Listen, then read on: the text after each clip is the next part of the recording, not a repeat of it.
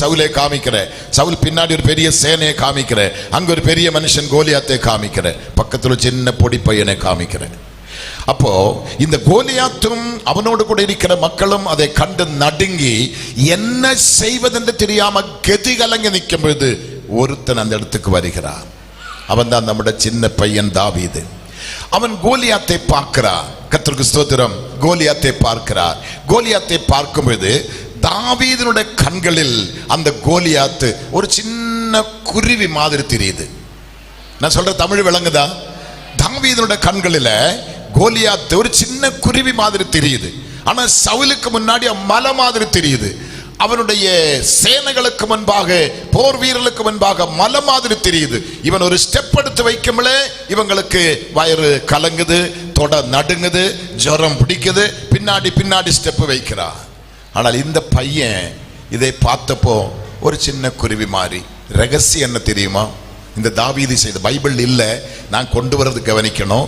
இந்த தாவீது என்ன செய்து கேட்டா, இந்த கோலியாத்தை தெய்வத்தின் பக்கமா கொண்டு நிறுத்திட்டாங்க. நிறுத்திட்டு ஒரு இஞ்சி டேப் எடுத்து தெய்வத்தை அளந்து பார்த்தா அவன் சொல்றான், அவருடைய வானம் அவருடைய சிங்காசனம், பூமி அவருடைய பாதபீடமா. கர்த்தருக்கு ஸ்தோத்திரம். வானம் அவருடைய சிங்காசனம், பூமி அவருடைய பாதபீடமா.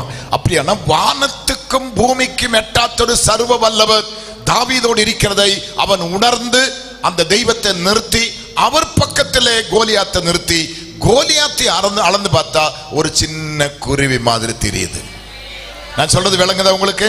இன்னைக்கு உங்களுடைய கேன்சர், இன்னைக்கு உங்களுடைய தீராத வியாதி, உங்களுடைய கடன் சாபம், உங்களுடைய பிரச்சனைகள் உங்களால சமாளிக்க முடியாத இது மலை மாதிரி காட்சி அளித்து உங்களை நடுங்க வைத்து ஜெபிக்க விடாம, துதிக்க விடாம, ஆராதிக்க விடாம, வேலைக்கு விடாம, ஊழியம் செய்ய விடாம, தற்கொலைக்கும் பாவத்துக்கும் சாபத்துக்கும் தள்ளுகிற அந்த மலை போன்ற பிரச்சனை இப்ப தெய்வத்தின் முன்பாக கொண்டு வைக்க போறோம். எத்தனை பேர் விசுவாசிக்கிறீங்க? தெய்வத்துக்கு முன்பாக கொண்டு வைக்க போறோம். வைத்து நம்ம அளந்து பார்க்கும்போது நம்ம தெய்வத்தினுடைய ஆசனம் வானத்தில் இருக்குது, பாதம் பூமியில் இருக்குது.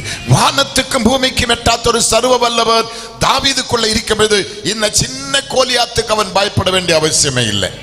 இந்த சர்வே முடிந்த பிற்பாடுதான் அவன் போய் சின்ன கல் எடுக்கிறாங்க. ஆமென். அங்க கோலியாத்து கேட்கிறான், என்னடா கல்லை நாயான்னு கேட்கிறேன். நாயை அடிக்கணுங்க பெரிய கல் வேணும். நாய் அடிக்கணுங்க என்ன கல் வேணும்? பெரிய கல் வேணும். அவன் சின்ன சின்ன ஊழாங்கல் எடுக்கிற பார்த்தீங்களா? அவன் கண்களில் அந்த பெரிய கோலியாத்து ஒரு சின்ன சிட்டா குருவி மாதிரி தெரியுது. அது 5ல் ஒரு கல் எடுத்து ஒரு அடி அடித்தது முடிஞ்சிச்சு அவனோட மேட்டர். அப்படியானால் இன்றைக்கு உங்களை பயப்படுத்தி, உங்களை நடுங்க வைத்து, உங்க விசுவாச கப்பலின் நங்கூரத்தை முறித்து, உங்களை சுக்கானை முறித்து, உங்க வாழ்க்கை பயணத்தை தடுத்து நிறுத்தி, உங்களை வேறு கோணத்தில் திசை திருப்பி பயப்படுத்துகிற பொல்லாத ஆவி, அந்த பொல்லாத பிசாசு, அந்த பொல்லாத சாத்தான் நான் கொண்டு வந்து என் தெய்வத்துக்கு முன்பாக நிறுத்த போகிறோம்.